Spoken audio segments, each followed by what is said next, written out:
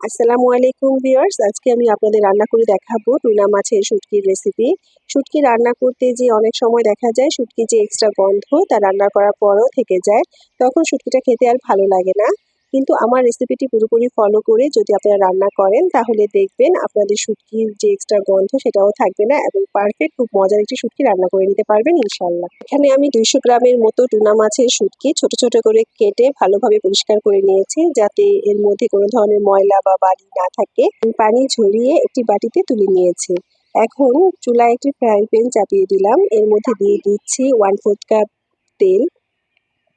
তেলটা যখন গরম হয়ে আসবে তখন আমি এর মধ্যে দিয়ে দিব 2 টেবিল চামচের মতো রসুনের কুচি।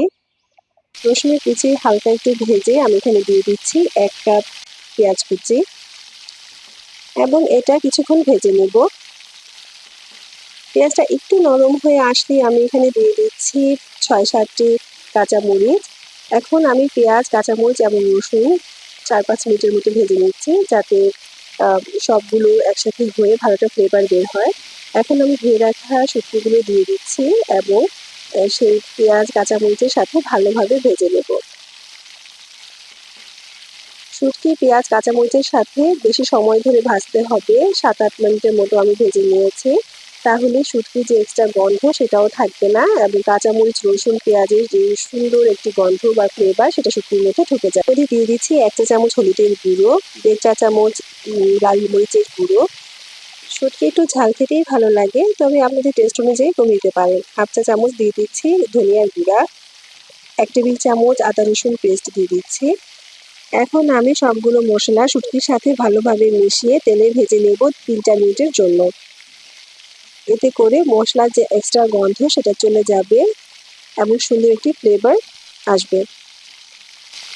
আমি অল্প একটু পানি দিয়ে নিচ্ছি যাতে মশলাগুলো পুড়ে না যায়।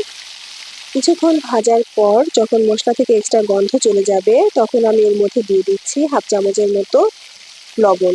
লবণ একটু কম দিতে হবে, কারণ শুটকিতে সবসময় লবণ একটু থেকে যায়, শুটকিতে লবণ বেশি ভালো লাগে না। এখানে আমি দিয়ে দিচ্ছি একটি বড় সাইজের টমেটো কুচি। টমেটো কুচি দিয়ে আমি কিছুক্ষণ ভেজে নেব যতক্ষণ না টমেটোটা নরম হয়ে যাচ্ছে। দেখুন আমার টমেটোটা একটু নরম হয়ে গেছে, আমি 3-4 মিনিটের জন্য ভেজে নিয়েছি। এখন আমি এখানে দিয়ে দিচ্ছি পরিমাণ মতো পানি। এখানে আমি 1/2 কাপের মতো পানি দিয়ে দিলাম। এখন আমি ঢাকনা দিয়ে ঢেকে দিচ্ছি 6-7 মিনিটের জন্য। এরই মধ্যে শুটকি ভালোভাবে সিদ্ধ হয়ে যাবে। মাঝে একবার ঢাকনা খুলে একটু নেড়ে দিচ্ছি যাতে শুটকি তলানিতে লেগে না যায়। আমি আবার ঢেকে দিব 2-3 মিনিটের জন্য। শুটকি ভালোভাবে সিদ্ধ হয়ে গেছে। এখন আমি আরো 1 মিনিট রান্না করে নেব যাতে শুটকির মধ্যে যে এক্সট্রা পানিটা আছে তা শুকিয়ে যায়। এখন আমি দিয়ে দিচ্ছি 1 টেবিল চামচ ধনেপাতা কুচি। আমার শুটকি রান্না কমপ্লিট। এখন আমি আপনাদের সার্ভ করে দেখাচ্ছি। এই শুটকিটি গরম ভাতের সাথে খেতে কতটা ভালো লাগে তা শুধু রান্না করলেই আপনারা বুঝতে পারবেন, এবং এটি এতটাই মজার যে আপনার ফ্যামিলি মেম্বার সবাই খুব পছন্দ করবে ইনশাল্লাহ। আমার রেসিপিটি যদি আপনাদের কাছে ভালো লাগে তাহলে এটি লাইক দিয়ে আমার পাশে থাকবেন এবং চ্যানেলটি সাবস্ক্রাইব করে রাখবেন। এতে করে যখন আমি নতুন কোনো ভিডিও আপলোড করব তার নোটিফিকেশন আপনাদের কাছে চলে যাবে। আজকের মতো এখানেই বিদায় নিচ্ছি, দেখা হবে নতুন কোনো রেসিপি নিয়ে ইনশাল্লাহ।